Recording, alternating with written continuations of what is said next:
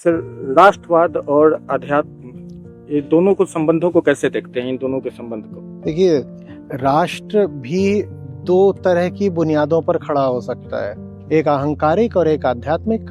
अहंकार की बुनियाद जब होगी राष्ट्र की, तो हम कहेंगे हमारा राष्ट्र साहब गोरे लोगों का है, या जैसे नाजी जर्मनी ने कहा था कि आर्यन लोगों का है और बाकी जितने लोग हैं वो सब इधर उधर के हैं, उनको हम मारेंगे।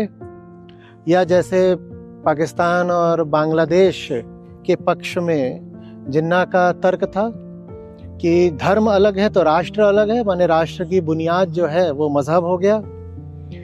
राष्ट्र की ऐसी ऐसी विचित्र बुनियादें हो सकती हैं कि आप चकित हो जाएं।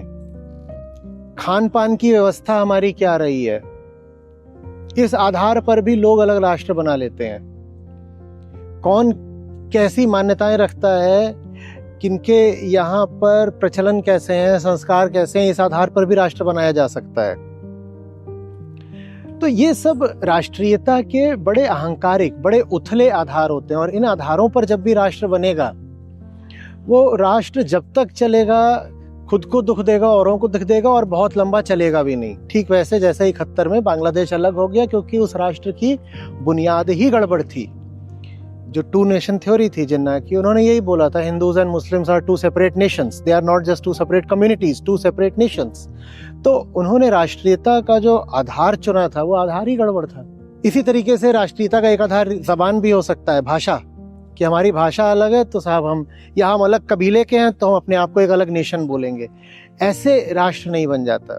राष्ट्र की वास्तविक बुनियाद होती है ज्ञान, कि अगर हम सब लोग एक राष्ट्र के हैं तो हमें साझी बात यह है कि हम सब सच्चाई को प्रथम मानते हैं, कि हम सब ज्ञान को सम्मान देते हैं, कि हम सब कहते हैं कि ऊपर ऊपर से हम में कितनी भी भिन्नताएं हों, आर्थिक भिन्नताएं, सामाजिक भिन्नताएं, सांस्कृतिक भिन्नताएं, भाषाई भिन्नताएं हम में कितनी भी हो सकती हैं, लेकिन भीतर भीतर से हम सबकी एक ही सच्चाई है। उसको आप सत्य बोल लीजिए, ब्रह्म बोल लीजिए, आत्मा बोल लीजिए, शून्य बोल लीजिए, जो भी बोल लीजिए, वही फिर बंधुत्व का आधार भी बनती है। जब हम सबकी सच्चाई एक है तो फिर हम सब बंधु हो गए आपस में।